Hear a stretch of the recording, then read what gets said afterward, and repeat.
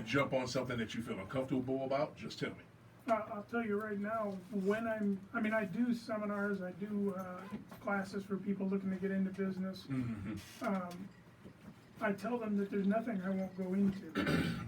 So when you're talking about my business, no, you want to know what I pay for lease, you want to know how much we do in sales, what kind of, how we pay our employees. Right.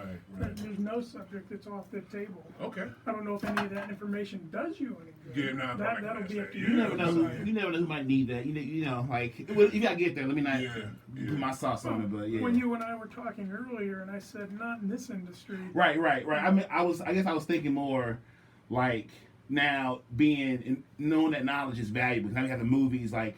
Without you guys, there would be none of this stuff. It wouldn't happen because you guys kept it alive for the love of the game. Well, I'll give you an idea. I mean, because we are, when you say comic books and games, most people, who cares? But if I say Disney, Star Wars, and The Walking Dead, oh, now hang on, now we're talking real business. Yeah. Hey, stick around. I'm gonna bring you in with this. Oh, we're gonna. I'm gonna introduce you. But since he's here right now, because he's not going to be here for the whole thing, he's here for the beginning. I want you guys to have that look because that was a good little conversation. So we'll jump into that. I'll jump in when I can in between y'all because that sounds like a good little conversation.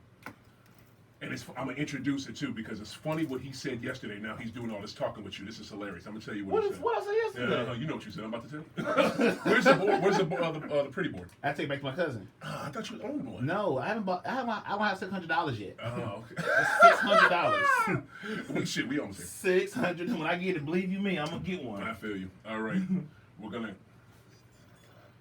talk one more time for me. Testing one time. 1, 2, 3, 4, 5, 6. Yeah, you sound better. All right, let's get it. 1, 3, 2, 1. Let's go.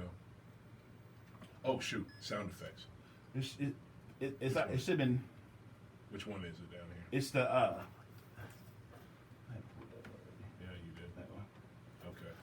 Scroll down. Okay. Scroll down. Yeah, we had that ready.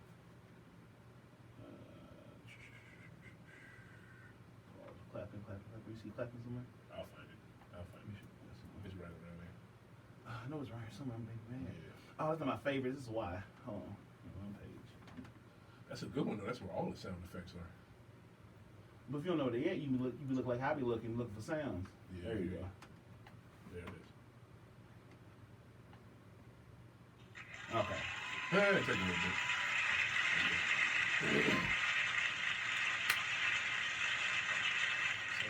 All right. We'll kick it off in 3, 2, 1. Hello, everybody. Welcome back to another episode of High Off the Glass. I'm so happy everyone is here today. And, of course, when I hit the record, the sound effects go away. So, all right, we're just going to jump into it. You get it again. No, it's all good. Hey, everybody. This is a very special episode. I'm proud of the guests that I have on. I feel blessed that I even got this guest, everybody. We have Mr. David Wallace in the house, everybody. This man is the owner of Fantasy Comics. You guys know about it, local St. Louis people, you know about it. If you live outside of St. Louis, you can get the gist of what it is. He's a comic book shop owner. He has 4 locations here in St. Louis. We are so proud to have him on the show. Thank you, Mr. Wallace, for joining us today. My pleasure. I appreciate it. Thank you, sir, for coming on. I wanted to, while I got Mr. Hader Boston's in the house over here, everybody. Everybody say hello. Hader Boston, Mr. Executive Producer, while he's here, I tell him about you yesterday because, we were supposed to do this yesterday, but stuff came up and we couldn't make it happen. And he says, oh, yeah, okay, I'm not a comic book guy. And I'm like, oh, okay, and then we start talking about something else. And then I come down, and y'all just knee deep in conversation because you are a comic book guy, even though you didn't think you were, because you love the shit out of these Marvel movies, and you know where it comes from. Boom. So when I think of comic book, I was thinking of actual. I would want to respect people that actually in the guts of comic book, like the actual touching the books. Right. I can't never claim that. When I think of comic books, I'm thinking of that. So I am. If you want to characterize me as that way, then yeah, I'm a Marvel head all day. Yeah. But I don't have anything touching. I know because I've done the research on the back end of Marvel and everything else, and where it came from, and Stan Lee and DC and other stuff. Because I just love history. So I like to understand the cultural things that make people go crazy for reasons. So I know when I get a crazy in my life, I know why you crazy, because da da da. I need to make sure like, all the crazy tools available to me. So like, we was talking about, was like, without the comic book people taking hell for being a nerd for 40 years, we wouldn't have Marvel Studios. And see, and I just think, so like the business side of like how Marvel leased out Spider-Man and Sony because they was broke in the 90s, and Blade saved. If it was no Blade, there would be no nothing. That bread, that check, and us loving Wesley Snipes and just being 3 rather good movies, there would be none of that. But on the business side, I see why they did. Yeah, I mean, I like Ryan Reynolds in the third one, so like I did. Oh, I thought that's so corny for me. Yeah. Got corny. When they killed Whistler, I was pissed. So, Absolutely. For real. But like that's just me being a history person and loving. I think I know how I got here. Y'all owe somebody because I would never go to a Comic-Con because it's too much for me.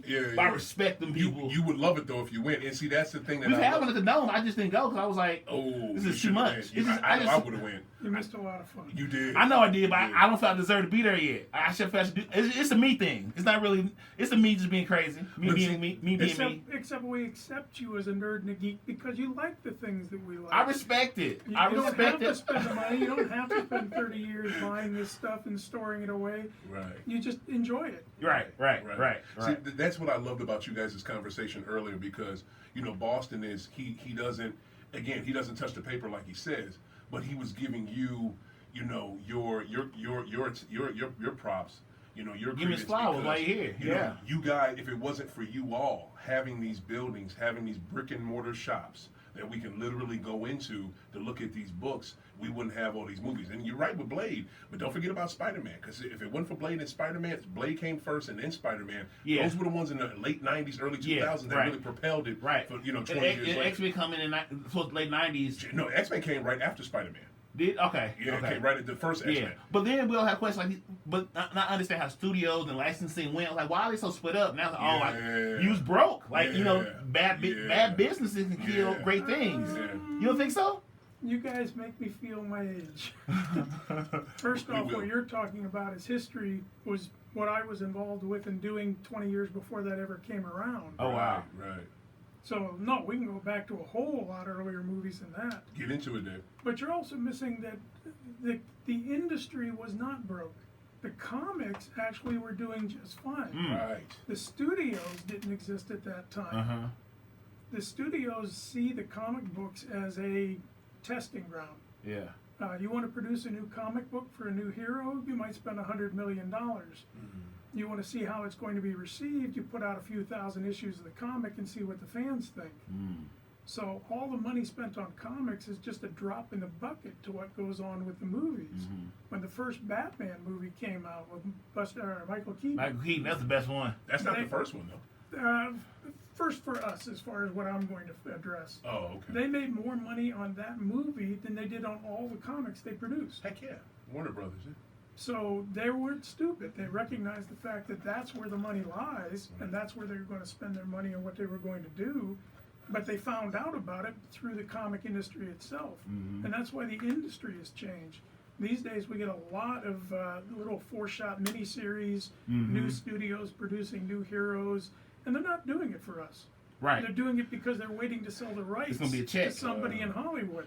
Okay, jump into that. Now that's my question. You said that studios now are studios financing comic book companies to see what new character or what story will hit? We haven't really gotten that far.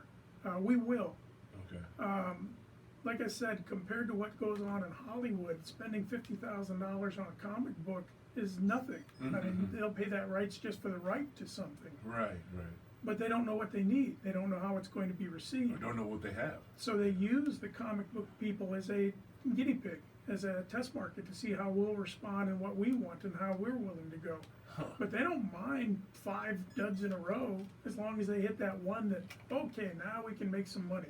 Okay, and if that's the case, and that makes sense, why when they get the rights to these books, and this shit don't make any sense, and this is what you know, they alter the story so much. It's not the same story that's in the book. Like, it's none of that. But that's because when you talk about comics, what you're talking about is actually graphic art. If you go over to Europe and look in the comic book stores there, it's not for kids. Tintin and Asmodee or Asterix and a bunch of the others, they're written for adults.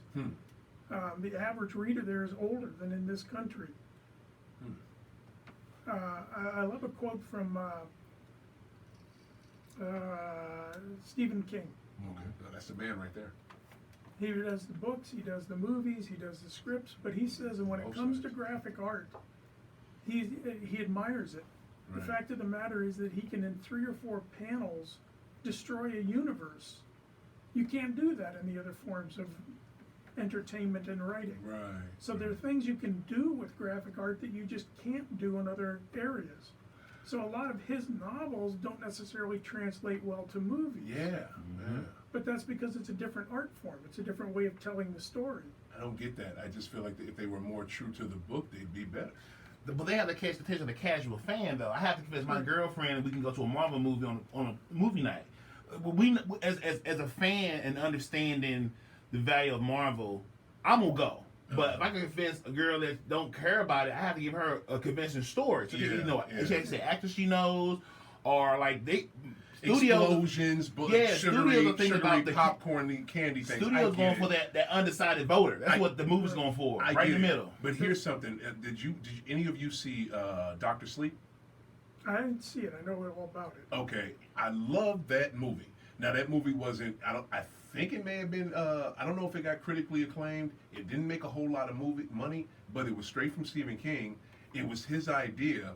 I didn't read the book, but I'm assuming the book is better. But that's something that they made off of, we're not going to make this some big Hollywood, big blockbuster with a whole bunch of candy and a whole bunch of shiny things that will catch your girl that you're trying to drag to the movie. And I feel that we're going to make something authentic. Was it closer to the book? I can't say. Okay. But again, take yourself as an example. When you go to the film, you're disappointed because they didn't stay closer to the book, but you know the book. Right. They're trying to entertain people who have never even heard of the book. Yeah. So when they come into it, we have to give you the complete story beginning to end, and you have to be able to follow every last bit of it over an hour and a half. And that's a challenge. It's like Lord of the Rings. Not Lord of the Rings. Lord of the Rings are Game of Thrones. I've never read the books. Yeah. Never. Yeah. But I got caught up in it, and it was I was that person I'm talking about. I was him. Like I knew nothing about Lord of the Rings. Everyone raved about it. I was able to watch all 7 seasons before the 8th one started, and it was cool. But I had to wait. Game of Thrones. I had time. Wow. And my friends convinced me. I fought it for years. I'm watching this, but like I had the time. I had the luxury of binge watching it. I can imagine waiting every Sunday for that. It got sort of good. Yeah. I was like, Aquaman is this other guy in Game of Thrones. People I like because of other stuff were like, oh, you started here. Yeah. Oh. Yeah. And it made sense. Like, it's not a bad. Oh, okay. Now I understood. Now I got to understand the author. So I'm looking at, he got this from the War Roses in Europe. I get where his storyline comes from, a real place, and he just turned into his fantasy world. But that's nothing but Europe and whatever century you want to pick. Between whatever. Right. But like I am that. I don't know what's going on. Like I sucked in. I won't read the book. I will not watch that show. So we go back to the idea that what you're looking at is 2 factors you have to take into mind.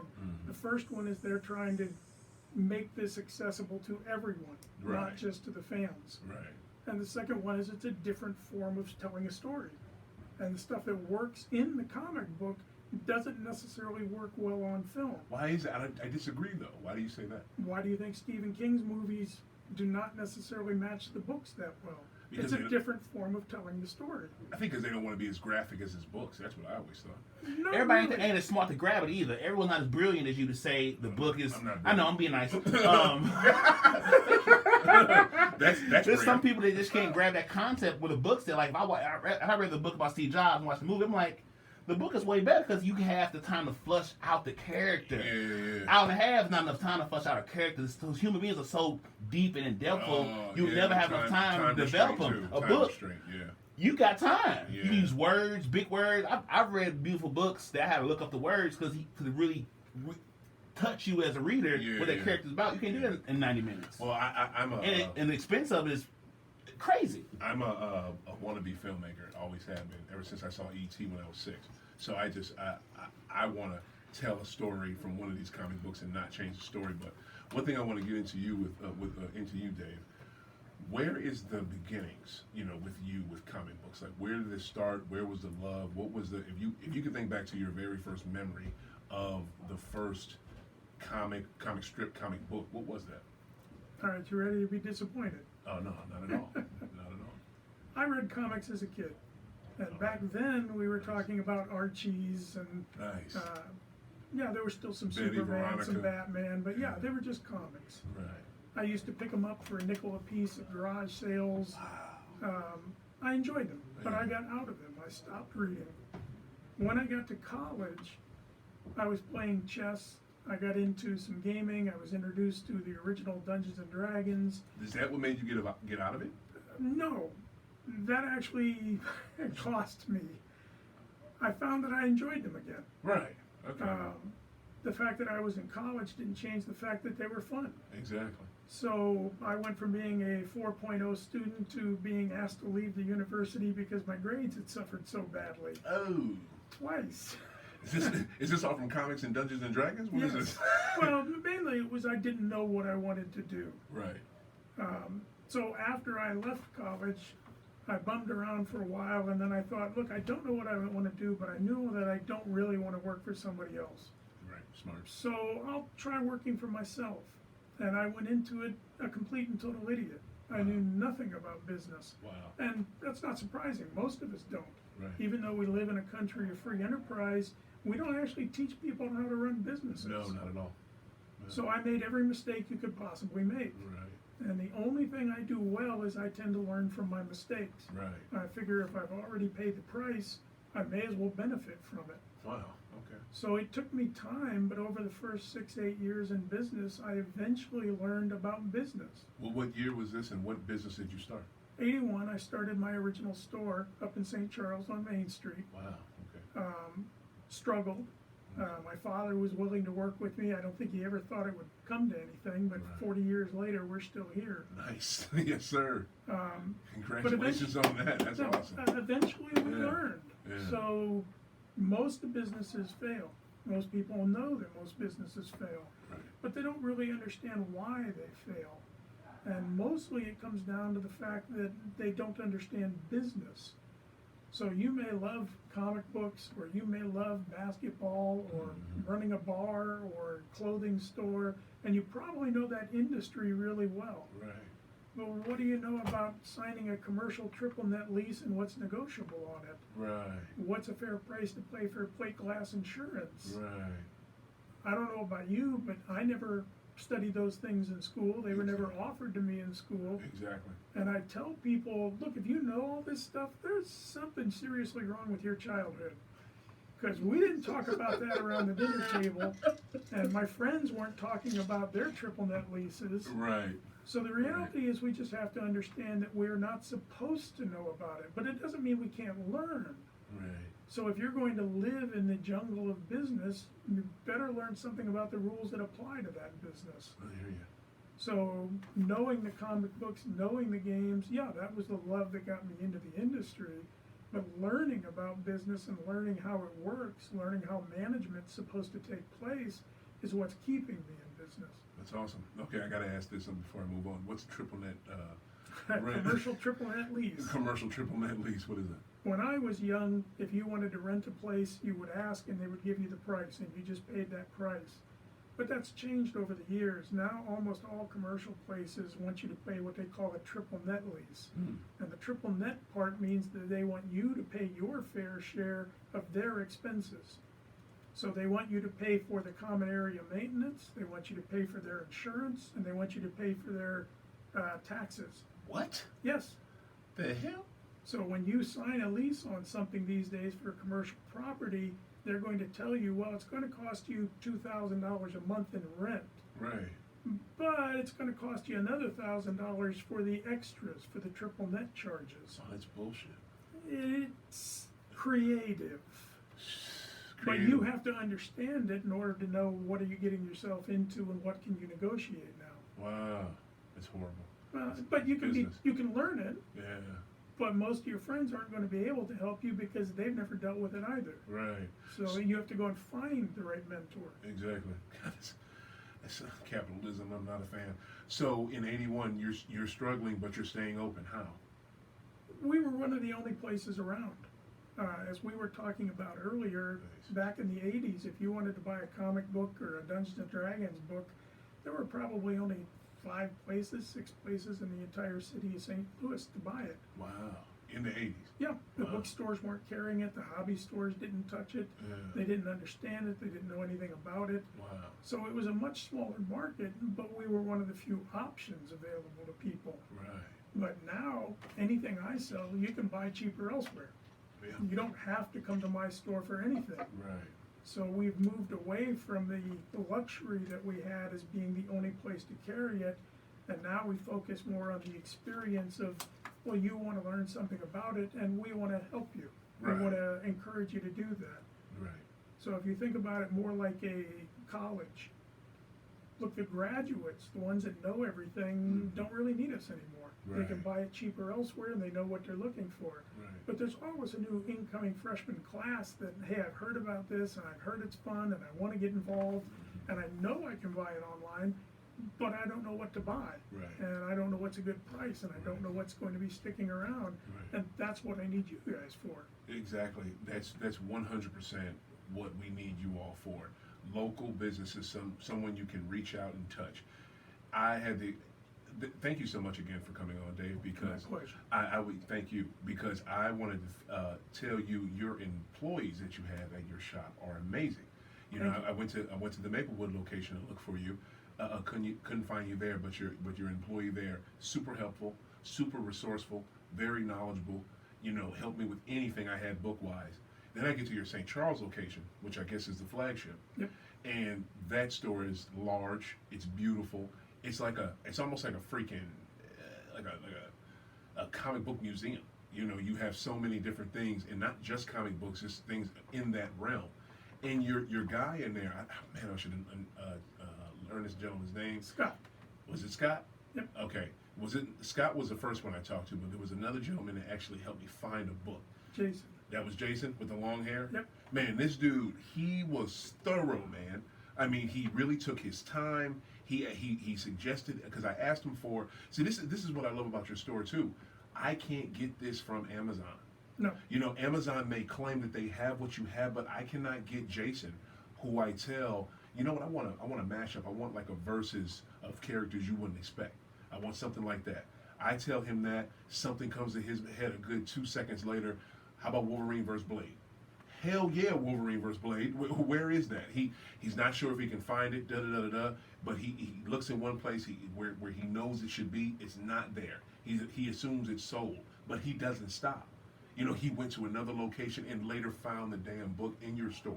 Didn't have to get ordered or nothing. But also, you guys order whatever you want and it comes quick. I was just thoroughly impressed. I was thoroughly impressed. You got to understand, for almost all businesses now, again, because of the internet, no, we can't compete on price, and we can't compete on what we carry, because they carry everything. Right. And our people have come to understand that you're not there because you're buying a product. The fact of the matter is that you can buy product anywhere. If that's all we are, if it's just a place for you to come in and find something to buy it, then we aren't doing very well, and we don't have long for this world. Right. So we have to compete in other ways. We have to be able to give you a community, let you enjoy your enthusiasm. Right. I mean, you can find something on Amazon and you can be jumping for joy and everything else and high-fiving your computer, but that ain't the same. It ain't. It really is not. So we have to, as businesses, and not just comic and gaming, but we have to, as businesses, be able to offer something more than just the product. Look at your basketball this year, Bo and nobody in the stands. It's not the same. I can get the results. Right. I can even bet on the games, but where's the rest of it? What happened? Well, to be honest with you, I can. How much of a basketball fan are you? I'm not. You're not. Okay. To a novice basketball fan, someone I can see how you would say that. And at first, I was like, okay, the court looks a lot better than I thought it'd be. The arena looks a lot better than I thought it'd be. How is this going to look? And I wasn't sure at first, but I'll be honest with you. If you watch a lot of basketball, especially NBA basketball, and you watch watch basketball as it's being played in that Orlando bubble, it's not much off. The only thing that's off is fans and a bigger arena. Yeah, That's it. The court is still the same size. But you're a And- fan. Right. What about for the non-fan who wants Yeah. to be introduced to it and get as much out of it and feel as much excitement about it as you do? Right. Right. There's something lacking for them. Right. Right. So again, they can order what they want, but if they can't enjoy it the way they want to, it's not to say that they won't do it. It's just to say that that's not going to win out in the end. They're going to look for something else. Right. And that's what we all face is Right. all our customers can look for something else. I tell you, you're right about that. But I tell you one thing: if any person that's a non-fan that's like, let me give basketball a try. I don't know who's still on quarantine, but there might be some people that still are. And let me give this game a try. At least I got sports to watch. If you can't give them some sort of credit or some type of, let me give you guys the benefit of the doubt. It is where we are in the middle of a pandemic. You guys are still, and here's another thing. And I know this isn't your point, but I just want to put this on here. I just want to say this: the job that the NBA and the NHL were able to do and put on professional sports in a bubble with no fans, and still, and I don't know about hockey. I don't know how hockey fans received it because I'm not a big hockey fan, and they're hard to find those games. But for the NBA, and I'm assuming the same thing for the NHL, for them to put on such a great show in the middle of a pandemic in a bubble with no fans, I applaud them immensely for that. That was a tough order. And I certainly agree with you. My wife is watching the French Open right now. She enjoys tennis. And the fact that there are no fans doesn't bother her. She gets to concentrate on the game. Right. And that's wonderful and that's great for her. But we have to remember that it's still a business. Yeah. And what we're Definitely. not seeing is, but what about all those huge salaries? How much money is coming in? How much has that been affected? So even if we thought, well, this is great, this is how we should do it for the rest of the century, that doesn't change the fact that, but can somebody afford to do this any longer? Right. So we have to see it as a temporary thing because we have to take the finances into account whether we like it or not. Right. That's definitely the case. I think, and Gate is a big revenue share for all sports, especially NFL, especially every sport. That's why the NFL were greedy like they usually are, and allowed some stadiums to have fans, which I think was the dumbest thing in the world. But the NFL doesn't care about people; they care about money. So that's how that is. And That's how that sport works. I want to be fair to them. They have to care about the money. Right. They're not getting subsidized for it. Well, maybe they are these days. They're not supposed to get subsidized for it. They're supposed to be able to pay their own way. Oh, they're If not they getting want- subsidized at all. If they want to pay somebody a high salary, that money has to come from someplace. Right. And even the sale of shirts and merchandise, Right. but that dries up if the enthusiasm dries up. Oh no. See, So- that's one thing I can assure you, Dave, because that's my world. The NFL are not hurting for money in no way, shape, or form. Not yet. They can honestly, they could go. Promise you, a couple seasons of seasons of fanless stadiums and still be okay. They're the number one sport in America. They pay their players crap, and the owners keep all the money. That's one sport and that's one league that is not. I don't think any league is going to be hurting for money. That's why the NBA put on a season because they had to. If they didn't, then they would be hurting. But I don't think any league is hurting for money, and especially not the NFL. I'm not a fan of capitalism, and they definitely have the revenue to pay the players that they pay. They can pay them more, but they choose not to. And I hope that's the truth. I truly do. Yeah, On the really other do. hand, I don't think anybody's going to be surprised that just because I've got a lot doesn't mean that I don't want more. Right. I Agreed. hate to say it, but look at our president right this minute. Oh geez. So Yeah. even if they could run this way for another 4 years without going bankrupt, Right. but they don't want to. No, God, no. And fans don't want it either. They want to go to games, but people, we always want what we want. And I'm not saying that no fans should go ever. I'm just saying that they could get by. But since you brought up Dump, I call him Dump. I don't call him by his name. Who do you have in November? Oh, Biden, absolutely. Oh, there you go. Thanks. Smart man. Uh, Smart man. Okay. Yeah. I don't see. I'm a former military. Was in the Navy for 2 years, and I served my country. Went overseas, saw a lot of the world. It was awesome. I can't go for someone who. I don't see how military people can turn their backs or turn their eyes to those comments that he makes about, soldiers. So I'm shocked to find it to be true, but I assume that they're just not paying that much attention. After watching the debates, no, it's an embarrassment. I think he'll go down in history as the worst person to be in our politics ever. Oh, by far. And that's clear and present. Definitely. Want to go back to you? Let's go back to the '80s. You have the one shop. You're doing it. How do you open? How many? Now currently you have 4. 4 stores. What were at the heyday of comics? 9 stores. 9 stores. Yep. Wow. Over 3 states. Wow. Over 3 states. Yep. Stop it. What states Yep. were you in? Missouri, Illinois, and Michigan. Wow. So what time? When was that? '90s. Yeah, I guess it would have been the 90s. Okay.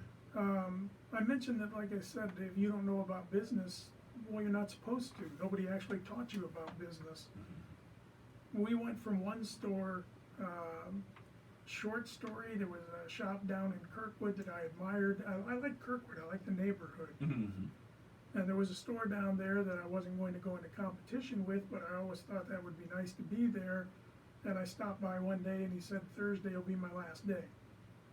And I was like, wow, that's okay. What's happening? Seriously? Yeah. Wow.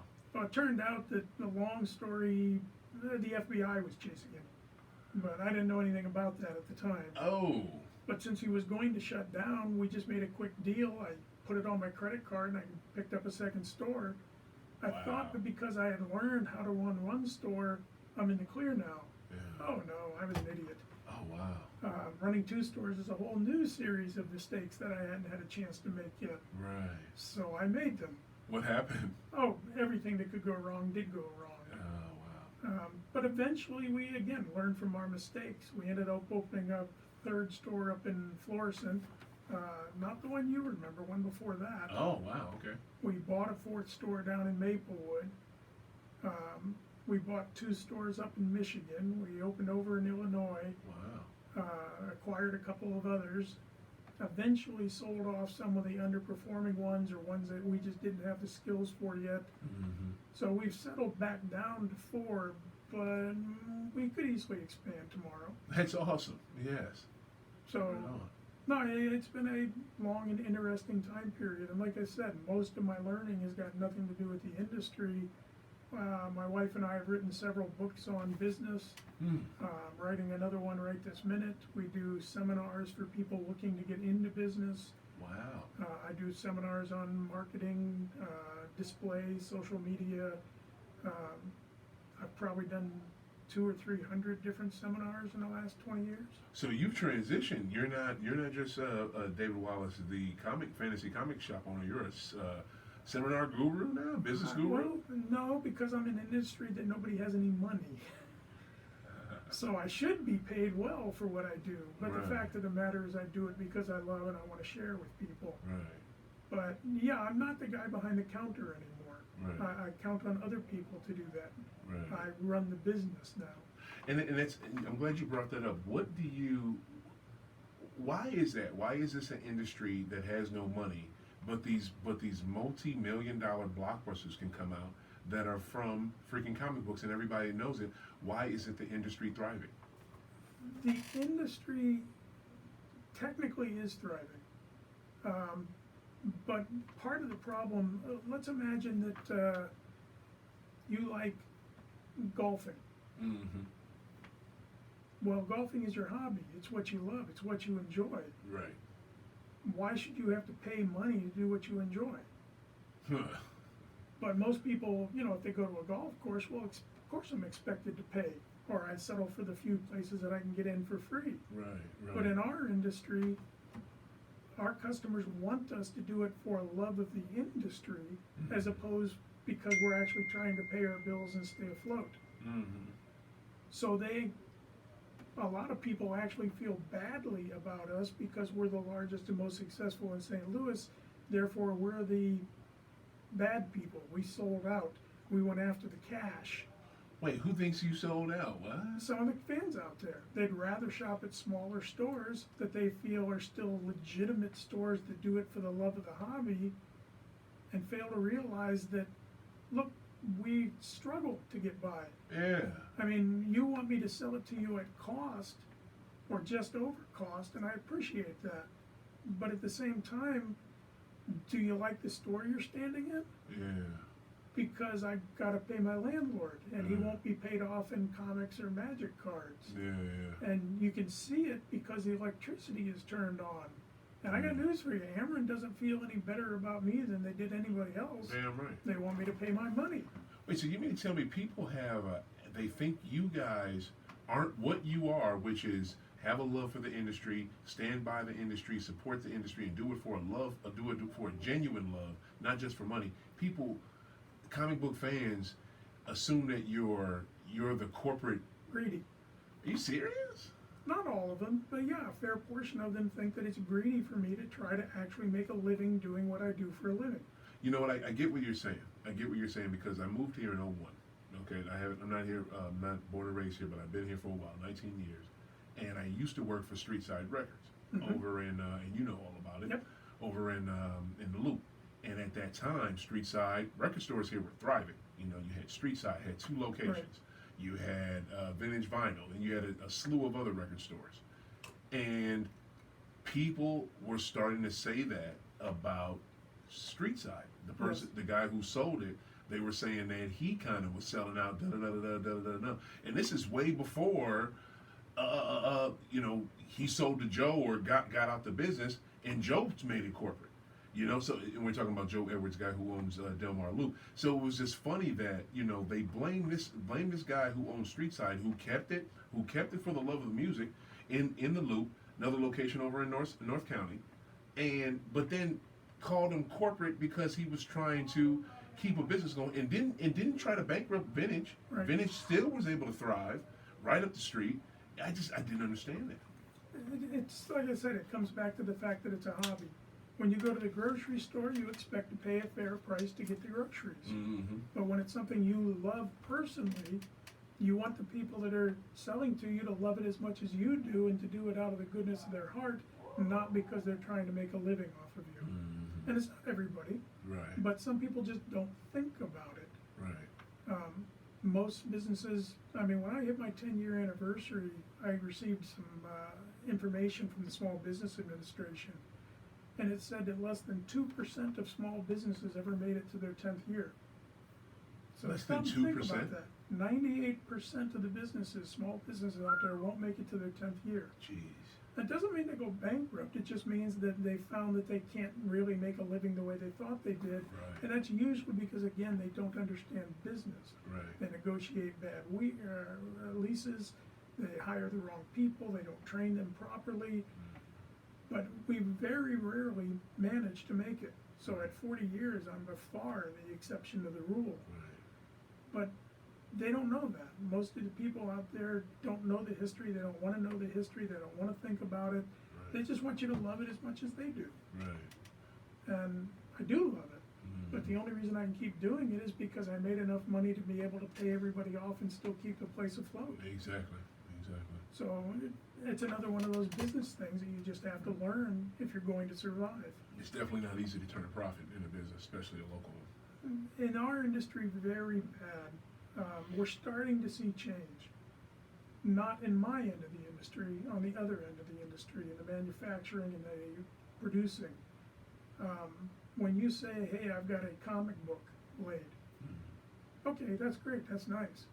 But when you say Walking Dead, when you say Star Wars, when you say Harry Potter, now people are sitting up and paying attention. Right. Because now we're talking real money. Right. But we never see that real money. Right. That belongs to the studios and the people on the other end. Right. Right. So they'll give us the leavings. Hey, here's a Harry Potter wand that you can sell in your store. Yeah. And I'm grateful for it. Wow. But the big money, Yeah. no, it doesn't translate down to us at all. And that's surprising to me. I'm so surprising that it does not trickle down. I'll give you a prime example. 2 years ago, in a mall that I don't even know is still open, went to go see Black Panther, Chesterfield Mall. Went to go see Chesterfield Mall and Black Panther 2 years ago. Super excited about it, like most of the country was. Yep. I go downstairs to what is it, V-Stock? Yep. Went downstairs to V-Stock. I need some Black Panther stuff. I bought a Black Panther. I think I bought 2 Black Panther comics and a DVD. You know, I bought it because I had to. So that's why, again, and then you answered my question earlier, but I'm just so surprised that it does not trickle down faster and sooner to comic book shops. I think that it eventually will. Most of the big studios are not the original studios.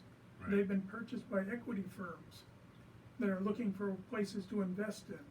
And these are guys that, look, I don't know your industry at all, Yeah. but I've got $30 million to spend. Right. Right. Now, if I gave you $30 million, what could you do with it? Right. Right. Well, I can produce you a Walking Dead TV, comic book, video games, action figures, and make you huge. Yeah. But at the local level, that doesn't exist because they haven't discovered us yet. Right. So when you think about comic stores, what's the biggest comic store chain that you know? Yours. I'm not. But the fact of the matter is you're looking maybe into Slackers. double digits. And they don't even have that many stores. Yeah. And they're not really a comic store. Yeah. Why don't we have a 300 store chain in this country? I mean, certainly the Yeah. hobby is getting enough attention. The publicity is there for it. Well, there's you can answer that question because any place that tried to pop up nationally that sold comics on a national level, and I think V-Stock kind of did that because V-Stock was in other states. They didn't get support from local on a local level because local people were smart enough to say, "Hey, I'd rather go to Fantasy Comics or Slackers as opposed to going to V-Stock or something that's national." Well, you see that with Walmart. Walmart comes in, dominates the region, drives the Horrible. and pop shops under, and they're not respected for it. It's not to say they're not successful. It's to say they're not respected for it. But one of these days, one of the equity firms is going to look out and realize that, look, if I had $30 million, I can go out and buy or open 200 stores. Right. And if I have 200 stores, I can now dictate to the distributors and the manufacturers what I want and what they're going to do for me. Yeah. Yeah. So it hasn't happened yet, but it will happen. I'm confident it'll happen. And so you're saying that like what Warner Brothers and Sony Pictures, that's all they're not owned by the companies anymore. They're owned by equity firms. Yes. Huh. And that's why, look at the pandemic, Trolls, the World Tour, Yeah. was supposed to go into theaters, Yeah. but the theaters were shut down, so Yeah. they put it on streaming Yeah. and made lots and lots and lots of money doing that. Yeah. And the theaters came back and said, hey, you can't cut us out of the loop. If you do that, we're not going to show your movies. Right. And the big conglomerate said, oh, okay. Yeah. They didn't apologize. They didn't say, we'll work with you. They didn't say, what do you need? They said, fine, we just won't put our movies in your theaters anymore. We'll just go straight to streaming. I don't think Disney can just say no to theaters. Oh, yes, they can. Man, that'd be a ballsy, shitty move. But that's what they're doing right now. Yeah. So even the movies that are available to us, Black Panther has been pushed back again. Yeah. that's already filmed, right? Yep, already done. Yeah. Theoretically, it's going to come into the theaters, but there are a lot of the others that are going straight to streaming that aren't even bothering with the theaters anymore. Yeah. Yeah. You may be 5 years away from trying to describe to your young nephew, no, it's this big place, and we all sat in chairs, and they turned the lights off, and we Wow. watched the film. Yeah. It'll be like trying to describe a phonograph. Yeah. What are you talking about? We have no idea what you're describing. Yeah. Yeah. And why would you do that? Or a rotary phone. I pray that theaters don't go away because I'm a big fan of movie theater. Me too. I love to just sit down with a big thing of popcorn, a big old drink, and on a Wednesday. I love going in the middle of the day on a weekday. Oh, And that's the thing, again, as Yeah. fans, yeah. look, I'm not trying to save money. I'm trying to enjoy my hobby. Right. I can see that happening. That'd be a ballsy move for them to not go the equity firms and not go through theater Already happening. movie companies and just go straight to comic book shops. How's it already happening? It's the movie. They're going straight to the streaming video on television. Oh yeah. Excuse So me. World Tour never hit the theaters and never will, Yeah. but the company made tens of millions of dollars from streaming it online. Well, see, but no, I think World Tour did hit theaters. I want to say it did, but you could also stream it as well. I think they had it both. No, It wasn't both. no. Wow. And look right now, Disney Mulan. Yeah, that was Remember? straight Disney It was Plus. supposed to go to the movies. Yeah, Now $30 if you want to stream it online. yeah, that was stupid. That price point is way too high. I agree with you. It was stupid in terms of my life and what I like, Right. but I can't argue the dollars and cents. Yeah. They didn't do it because they had no choice. Right. They did it because it's working real well for them. Right. So where are your locations? We have 4 at the moment. The main store is up in St. Charles, just off of 70 at Zumbel. Okay. We have a store, used to be the one you went to up in Florissant. We moved that down to 270 in Lindbergh, or excuse me, 270 in Olive. Okay. So it's on New Ballast, just east block east of 270. Okay. We have one in Maplewood. That's one that we bought 30 years ago. Wow. We moved it to a block and a half to a new location, but it's Yeah. still down there in Maplewood. Been here for 30 years in Maplewood. Yep. Wow. That's And then crazy. we had the store, originally the one I bought in Kirkwood, we had to move it, so we moved it down to Baptist Church in Lindbergh, next to the Ronnie's 20th Theater. We're catty corner to them. South County. Yeah. Okay. Wow. So those are the 4 we have right now. Maplewood, South County, St. Charles, and Creve Court. Creve Coeur. Now tell me again, man. I gotta give you some crap, man. Why did you get rid of my store in North County? I used to take my son up there, my nephew. My son is like, he doesn't really care, Right. too much. My nephew is into him like me, and that's the thing that I want to. I don't get the nerd rap with comic books. I never did, because everybody who liked mainstream pop culture, you like the comic book character. You know what I'm saying? If you like mainstream pop culture, you like someone that was in a comic book. So the nerd thing, I never understood that. Well, it's what I was saying earlier. If you make a list of 20 movies that you saw, I'll guarantee you 12 to 15 of them came straight out of the comic books. Right. Probably more. Right. Right. We used to laugh at geeks and nerds, I know, because I was one of them. But the fact of the matter is, now we're the ones that you laugh with. You're not laughing at anymore. Right. The Big Bang Theory on TV. Yeah. Hey, let's have fun with the geeks and the nerds. Yeah. But no, the decision to move the store had nothing to do with that. It was strictly the lease was expired and the landlord was being unrealistic. Primarily because the landlord had just changed hands that year and they had an unrealistic expectation of what they could ask for and what they could get away with. How much higher did it go up on the rent? They were looking to go anywhere between 10 and 50%. Yeah, Higher? yeah. Ah. Because they were unrealistic. They had a medical company come in that, look, if you want to make money, well, the pharmaceutical company, the insurance companies, oh, they're doing fine. Right. Of course they are now. So they didn't want to argue the lease. They were happy to come in and pay whatever they were asked. Right. And they immediately took that to mean, well, then everybody else should be paying that much more.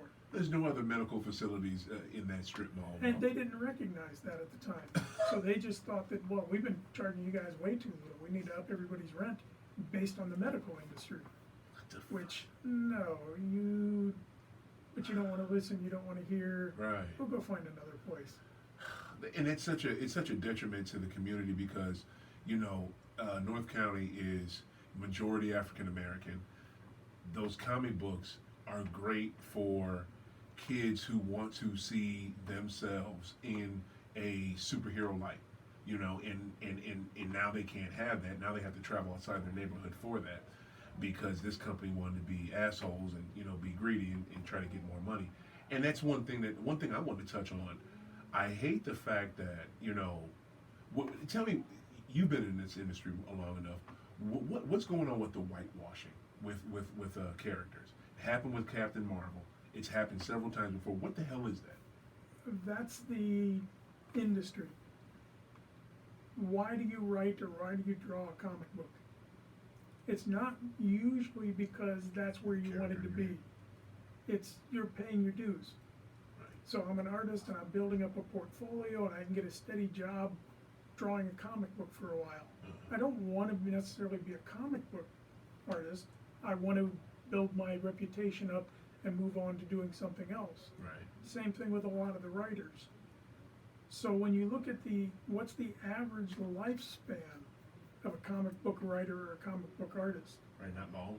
There are a few that have stuck around. They're the outliers, though. For Okay. most of them, they're only in it for a short time period. Okay. And a lot of them, because they weren't in it originally, don't even know the history of the characters or the books that they're writing. Yeah. So they come in and just follow the same formulas.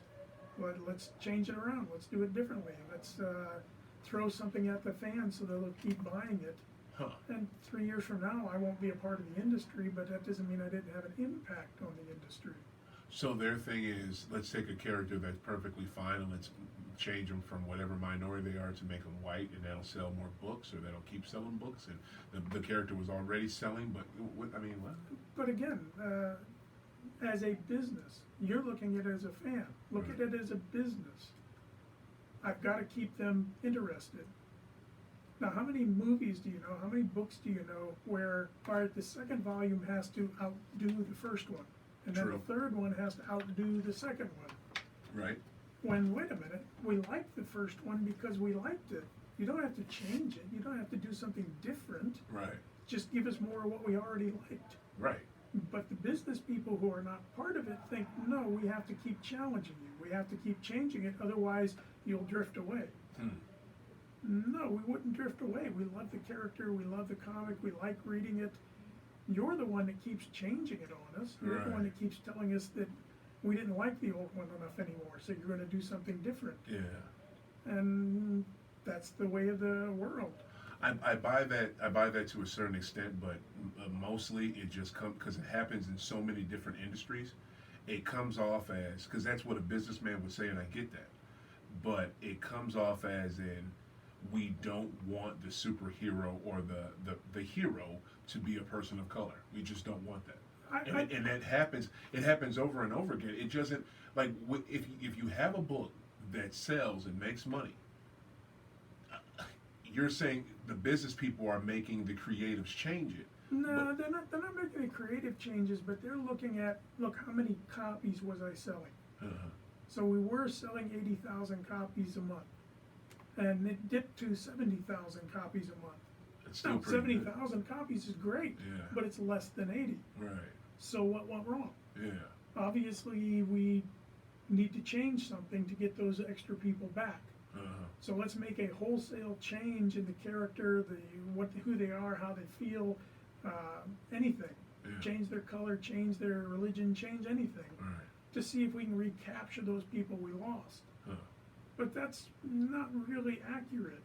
Right. You didn't lose them because they didn't like the character. I mean, some of them you probably did, but that's the natural way of things. Right. You produce something, the longer it sits there, the more attrition is going to eat away at it, the more you're going to lose on it. That's true, but I think also too, I think the longer something sits there, the more and more you can add on, especially something that's a story with a storyline you can constantly keep going.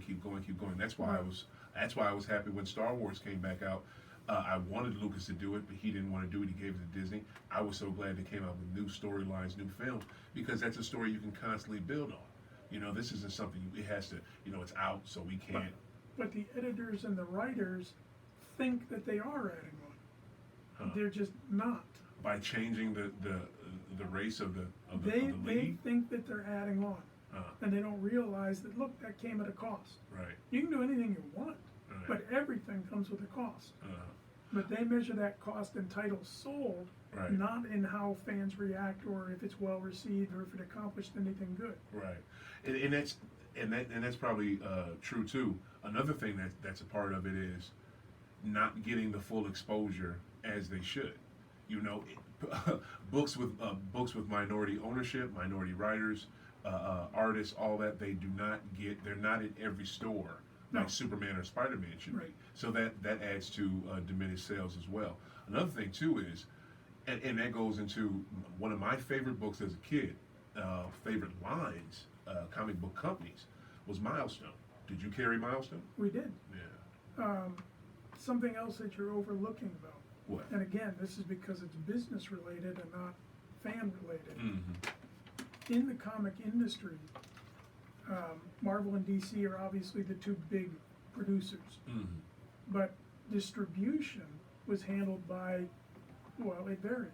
Back in the 80s and the 90s, you could order your comics from 4, 5, 6, 8 different distributors. Right.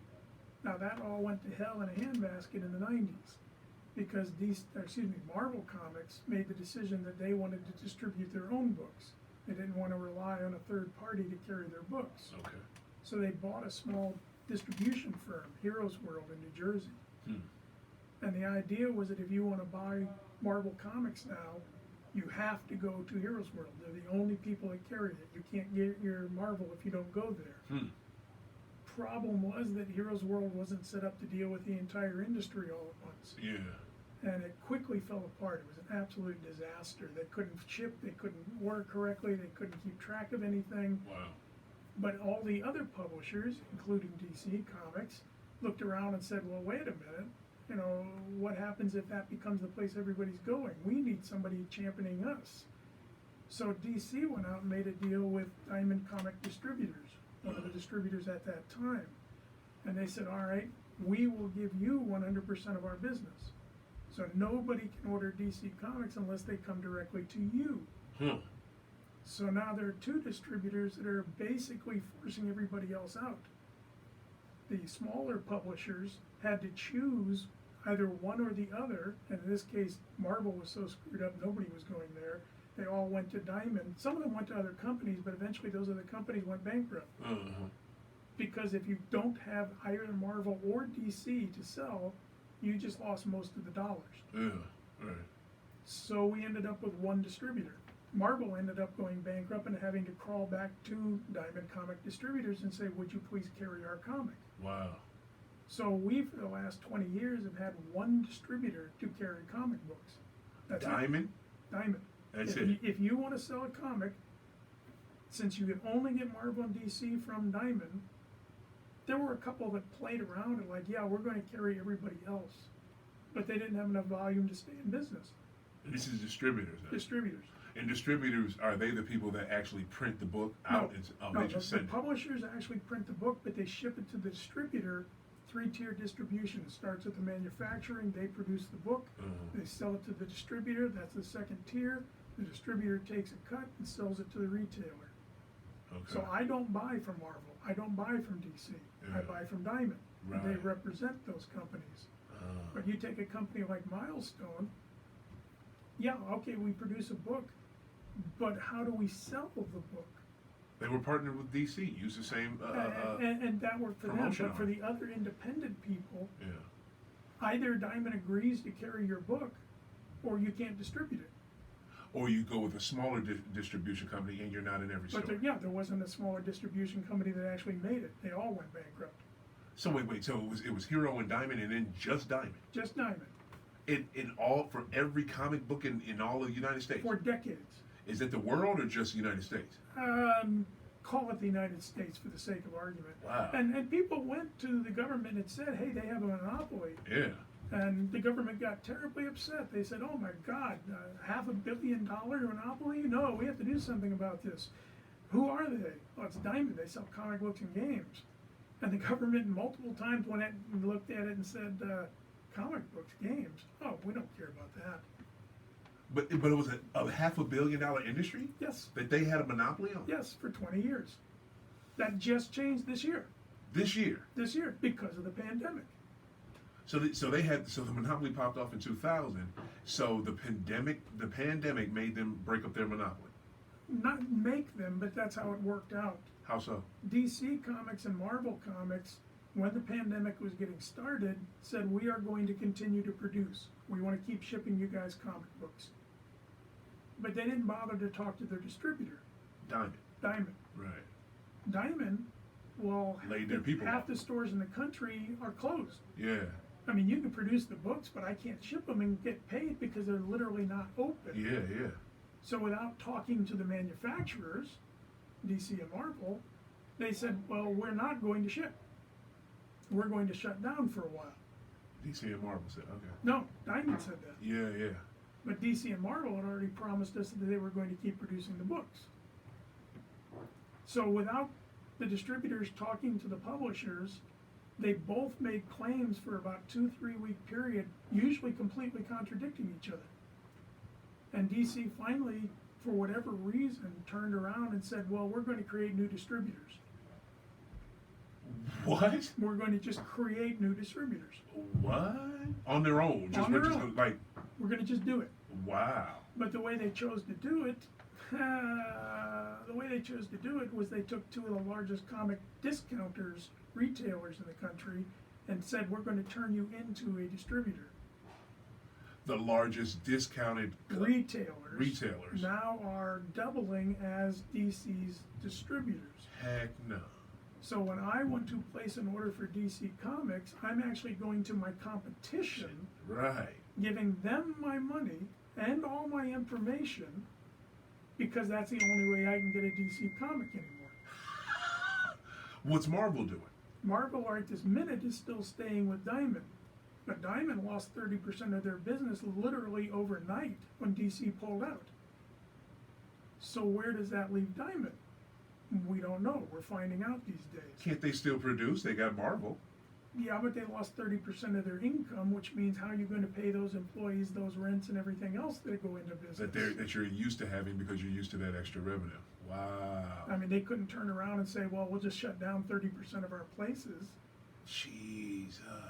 So Wow. nobody knows what's happening. Nobody has a clue in the world. Damn, dude, you're over here breaking news, Dave. This is freaking dope. Wow. And most people are totally unaware, and why should they be? Yeah. I mean, if I argued that they're printing it on this paper instead of that paper as a fan, what do you care? yeah.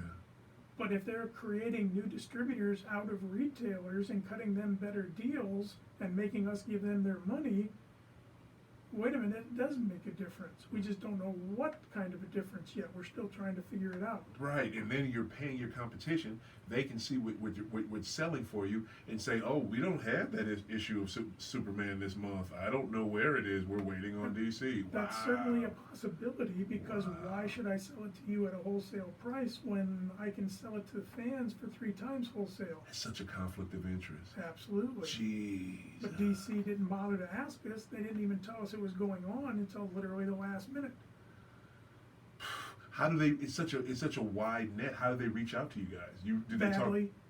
Yeah. Most of it came through emails. Most of it came through a few trade publications.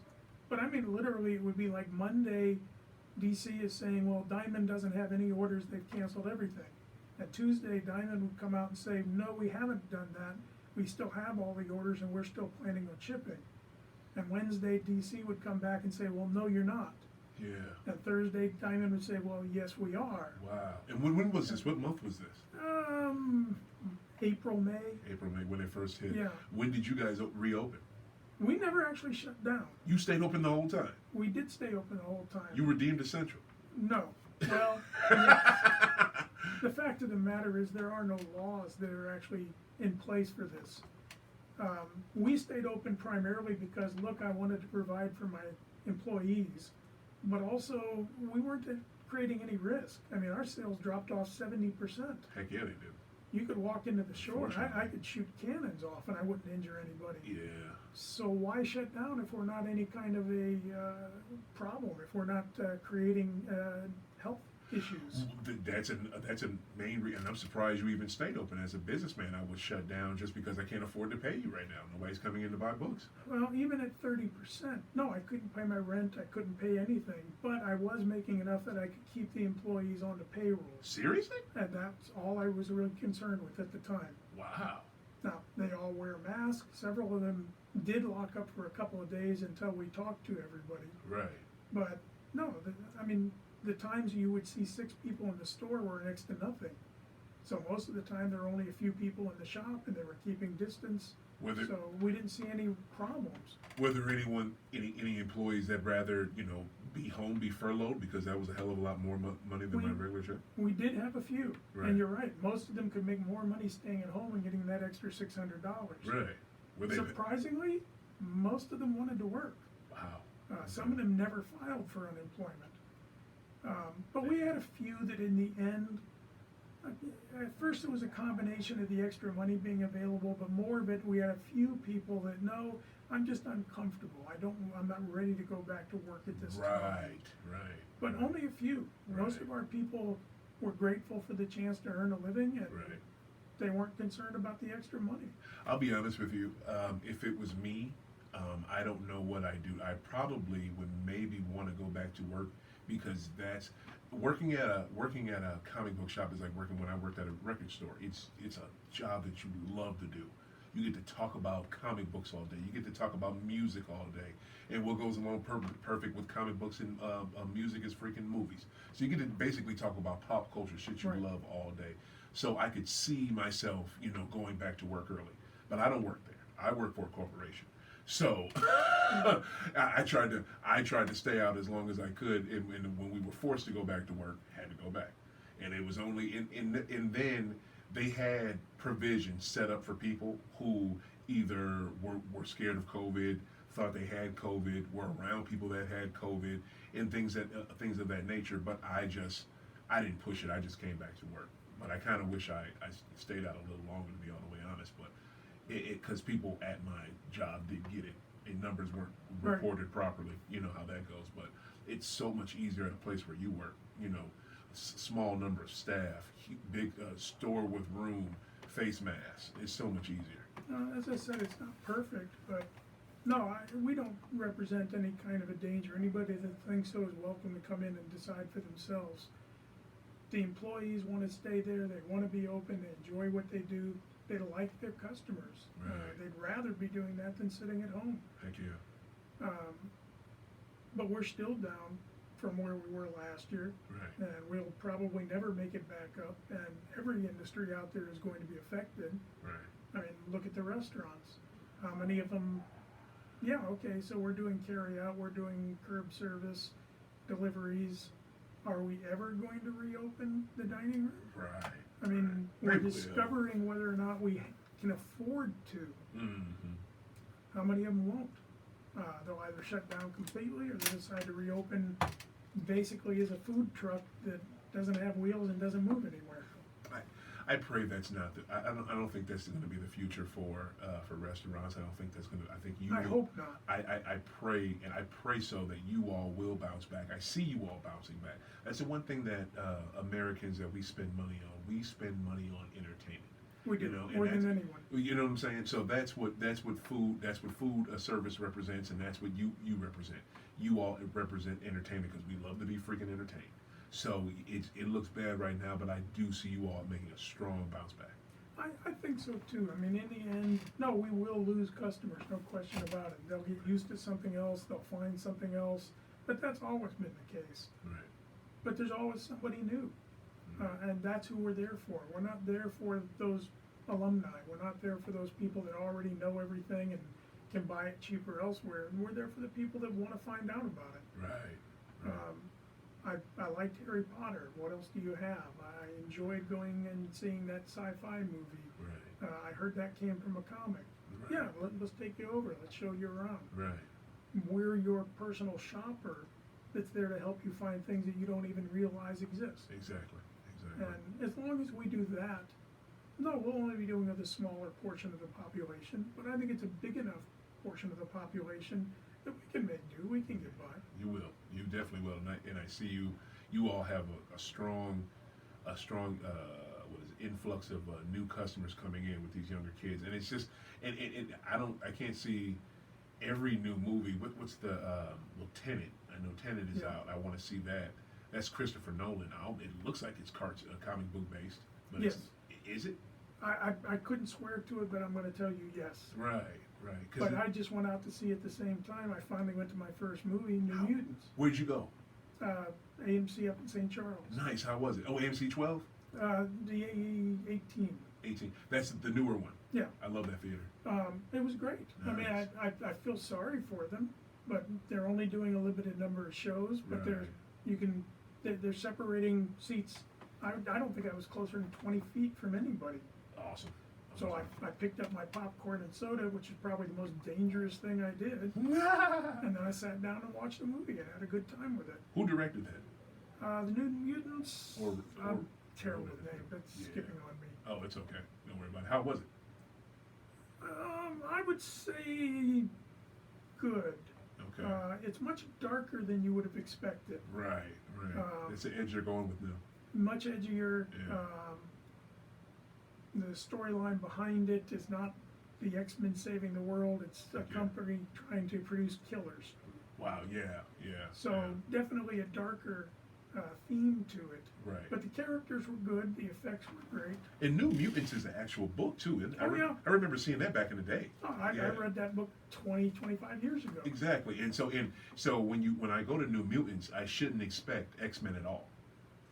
They basically think that they're on their way to becoming X-Men. They do? They're being led to believe that. Oh, but That they're you're really being discovering trained. your powers, Oh. but the company that's behind it isn't Xavier, it's the Yeah. Excess Corporation that's trying to train an army of mutant killers. Right.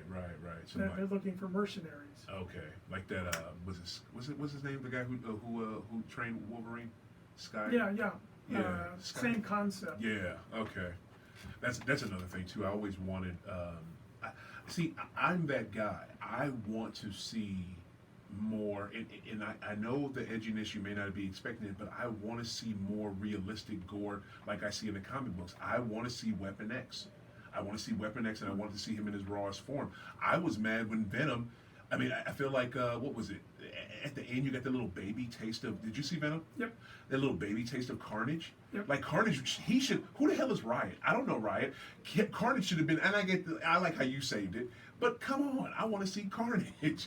Like, And again, going back to the 300, if you remember that, that the movie? Spartans. Yeah. Straight comic book. Yeah, that was Frank Miller. Yeah, Frank Miller. Wow. If you read the comic book and you watch the film, Yeah. you can identify dozens of, that's the pose directly out of the comic book, and they pause for just a moment to show it to you fans. Right. Same thing with most of the manga movies. Yeah. Alita. Yeah, If you're yeah.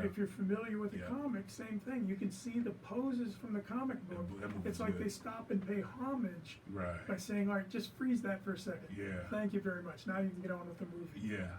So it's the same idea. We're trying to, again, use a different form of telling a story, Right. but still include what we can.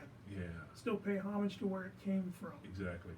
I loved too how you have a section for African American and people of color writers and artists and everything with comic books, but also too it's not just limited to that. It's all throughout the store. Because it's no different. It's like everyone else's books, but we just have these here, so you got and they are very eye catching. I love those books. They look great. I love the one I saw this. I think I saw this at the Maplewood store. The Wonder Woman. Wonder Woman was the first title, but it's a underwritten, and it's characterized by Naomi. That's the Right. character. What is that about? Well, in all the stores, what we try to do is again go back to when you went to college, you had somebody give you the tour. Right. Let's show you around. That's this building. This is over here. There's the cafeteria. Right. We want the stores to be set up with that same type of thing in mind. Nice. We don't want you to have to be a hardcore fan to come in.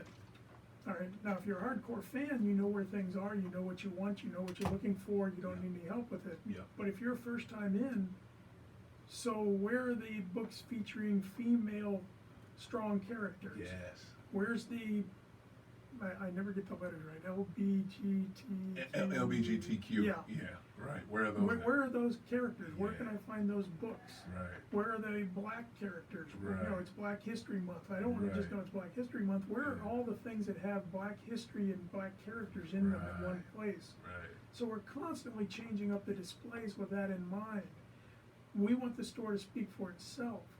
So what we're looking for is for the 60-year-old grandmother to be saying, come here, you gotta see this. Right.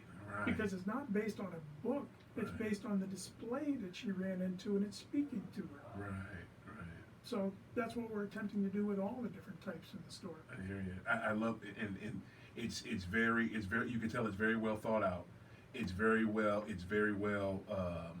positioned. Like everything is like you can tell that everything is put in your store as far as specific. It's not just boom. Let's just put it here. F it. You know, you guys have a plan behind everything. I wish I could agree with that, and we're working toward it, but It we're looks like never it. going to get there. It looks like it.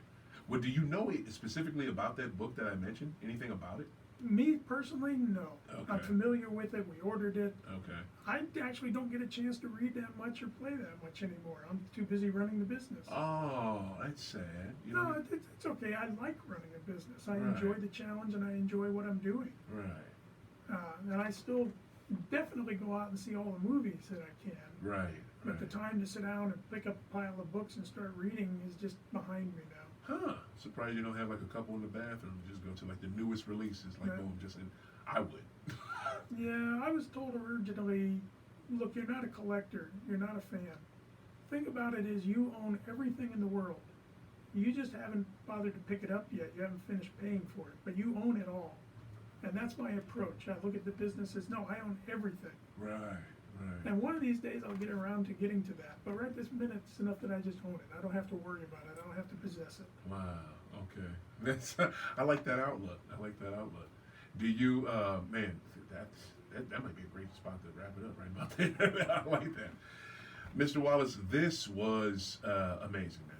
This was amazing. Thank you so much for taking the time. I greatly appreciate you. This man did not have to do this, everybody, but he took his time. He was coming from his South County location down here at Soulard.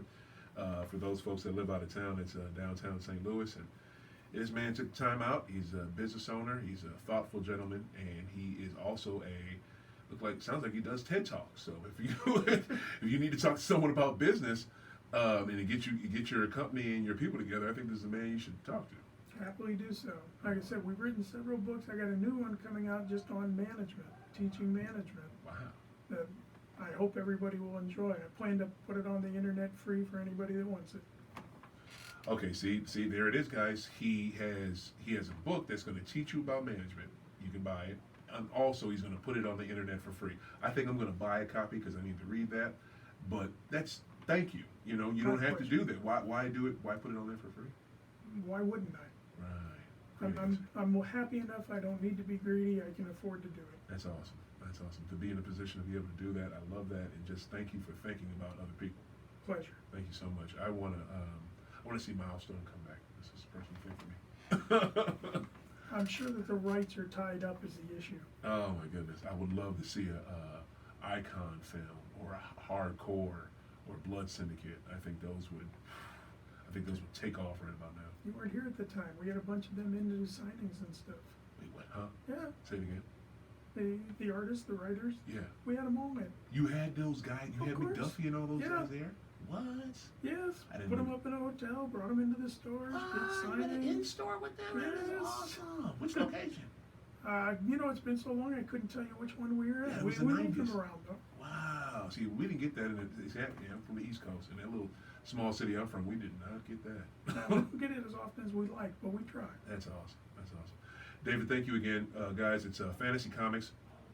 Check it out. Can people buy from you online? Badly. Badly. I mean, we're not set up for it, honestly. Right, We can right. ship, and we don't mind doing it, but we'd rather you come by the store. Yes. And to be clear, it's Fantasy Shop. Fantasy Books is actually a chain over in Illinois. Oh, okay. They bought one of my stores, so I know all about that. Oh, okay. But we're Fantasy Shop Fantasy Shop. They're fantasy books, Books. and we're Fantasy Shop, not Fantasy Comics, like I said, everybody. Fantasy Shop.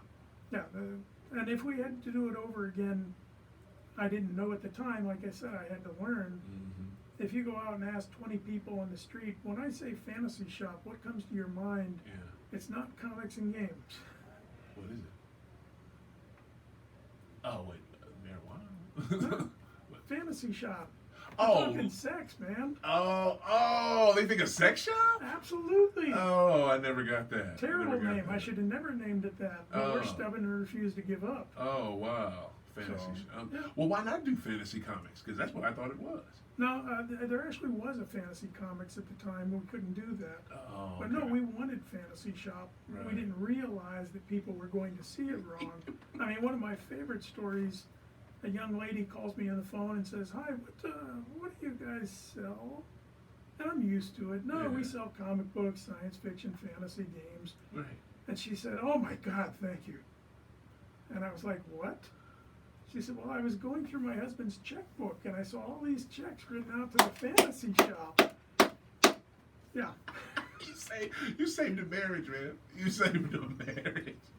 Oh wow. Oh, that's so funny. So just think about the other kind of fantasy. Right, the other kind. Because see, honestly, when I think fantasy shop, I think like space. Right. You know, something like that, like the astrology. Some But you're a kind of fan. Yeah, that's Somebody true. off the street, Yeah, oh no, it's sex shop every time. that's true. That's true. I'm a Star Wars super fan. That's my jump off. I love that stuff. Man, David, this was great. Please come back anytime. Let me know anytime you want to talk. You are more than welcome. You broke news on here about what's actually going on in the comic book industry right now. You guys act like you. I know this show is about marijuana and basketball. We talk about current events, and that's damn sure a current event. And we talk about pop culture here as well. Anything you like pop culture wise, it has a comic book influence. I promise you. Pretty I promise much. you that. Man, this has been great. Dave, you are one of a kind, man. Thank you. You are one of a kind. I just want to say thank you, Dave. Thank you, Hater Boston, executive producer, for getting us started. Hey, everybody. Man, we didn't talk about any cannabis neither. Dang it. We always talk about cannabis on here. We're going to save that for next time. But yeah, guys, keep hoping, keep hooping, keep smoking.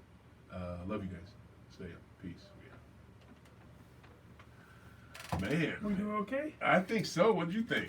I thought it went fine. I think that was great. Chief. All right. What do you, did you dig it? Did you have a good time? Yeah.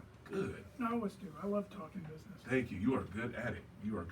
I wanted to talk more business with you, to be honest with you. Next month is 40 years for me, so Wow. Oh, please come back. Yeah, we can come. You want to come back next month and do it? I'm We can. always available. Okay, sounds good. Were you, you think we could do anything on a sponsorship? Let me think about it. Okay. As a business, now, when it came up for the vote, yes, I voted to legalize. Right. I don't smoke. I don't have a problem with it legally. I mean, alcohol is legal. I don't drink either. Right. But in both cases, it's not because I disapprove. It's because I love my life the way it is, and I don't want to look for any alternatives to it. Right. But I recognize, especially with the way the pharmaceutical industry and the insurance industries are going, Right. there aren't a lot of options left to a lot of people anymore. In cannabis is such a better alternative than pharmaceuticals. Yes. So I voted for it. Look, I don't have any health insurance anymore. Neither me or my wife do. I can't afford it. Right. Oh wow. I'm sympathetic to anybody that's looking for anything that they can still actually buy. Right. And especially not only legalizing it, taking away the illegal stain from it, but lowering the prices and making it available. There you go. Yes, sir. Even though it's not for me. Look, I don't like broccoli, but that doesn't mean the restaurant shouldn't serve it. And it's still delicious. Good for you. If people want the alcohol, if they want the cannabis, you know what? I'm not going to stand in their way and say anything about it. Right. But as a business, I have to decide if that's something that I want to put my name on. Right. I don't have any problem voting for it, but I don't know if I want to associate with it in terms of saying I support it. I totally get that.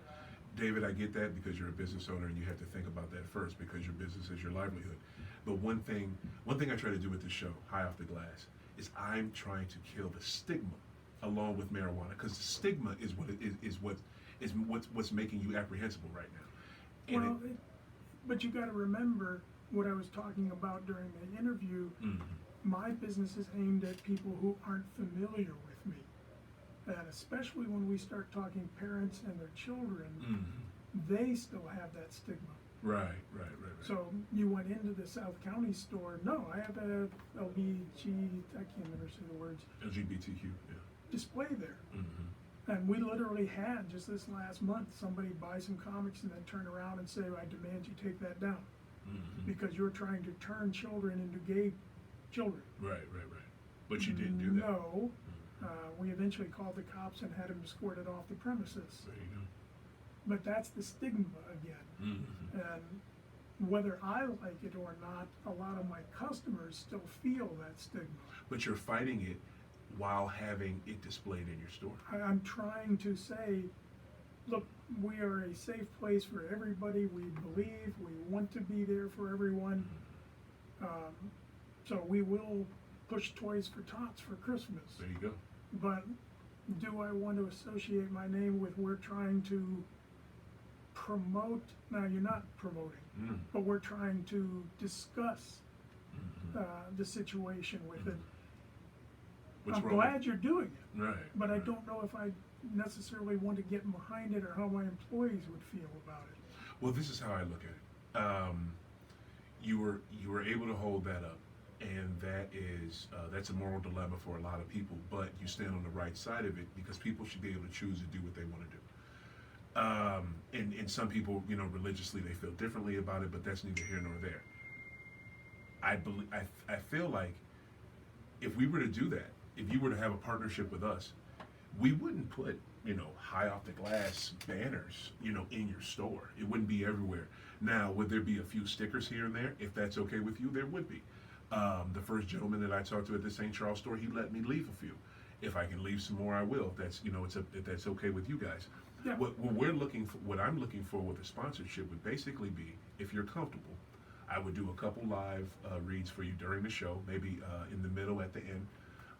Your fantasy shop, your logo would be on our clips that we put out for each episode, and these would be episodes that you're in, episodes that you're not in. We would do what else? Probably a spot for you specifically, maybe like a little 15-20 second spot, something that we would run maybe at the start of the show before the intro. It wouldn't be something that would be abrasive or something that would be over the top. It would be low key, but yet still seen. And I think that you want to reach out to smokers in this area that, hey, guess what, guys? We're still here. I know you shop local. We're still here, because a lot of people, again, like once you left North County, I didn't know you guys were still around. I was so happy to even, I didn't even do this, Dave. This happened on all happenstance. I went to Maplewood to Boardwalk Cafe because I heard they had CBD ice cream. So I wanted to talk to them about the show. And I get them out of there, had my little CBD ice cream. I was excited about it. And I was like, oh, fantasy comics, so that's what made me, that's the only reason we're talking today. If it wasn't for me going to Maplewood for Boardwalk, I wouldn't have seen you. So it's just, I want smokers and people that listen to this show to know, hey, there's an awesome place that's still around that caters to the stuff I like. And like I said, let me think about it. Okay. If you would send me an email with what would you suggest, what are you looking for? Okay. What kind of a commitment are we making? Okay. And like I said, whether I like it or not, I still need to go back to my staff and my customer or my Yes, sir. managers and find out, are they comfortable with it? Yes, sir. And I believe the answer is yes. Okay. Hell, I know a number of them smoke or Right. did smoke. Right. But I still can't take that for granted. I have to show them the respect of going in and talking to them. That's nice. Okay. That's nice of you. A lot of owners don't really do that, but I respect that. Yeah, no, I respect wouldn't that. do it without doing that. With Right on. Let me get your email since I got Yeah. you right here. I'll send you a little test email.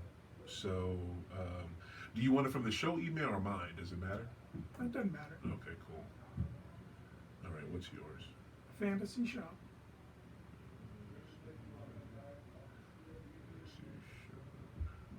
Kahuna. Kahuna. K-A. Kahuna. At gmail.com. I haven't seen that since I was in Hawaii. Yep. I am the big kahuna. You got that right. Fantasy Shop Kahuna at Gmail. Yep. All right, I'm going to send you a test one right now. Test. Well, I'll let you know as soon as I get home and can look at it. All right, this is Omar.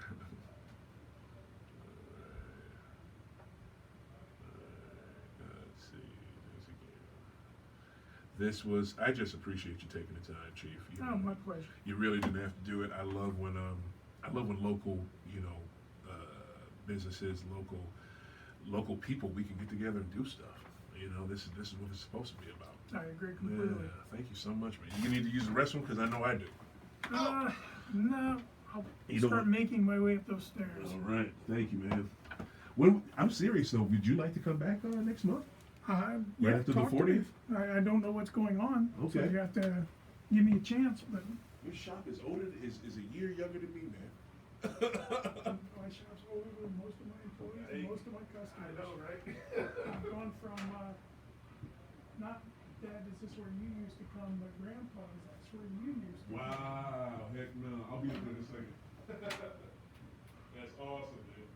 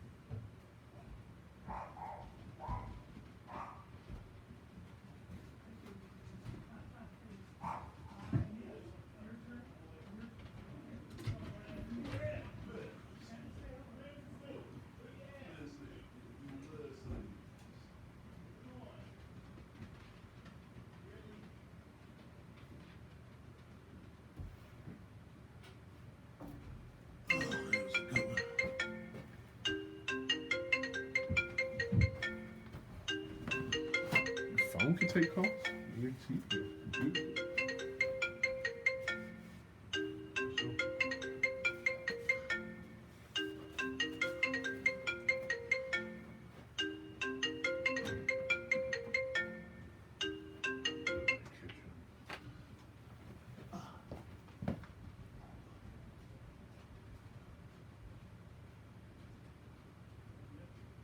What happened?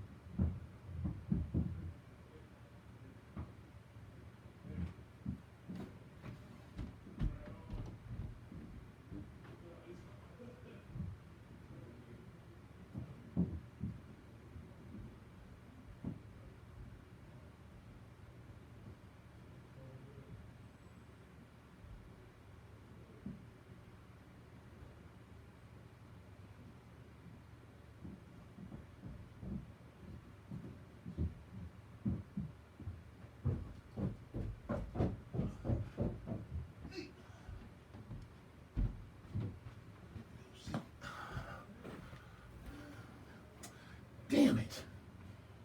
Of course I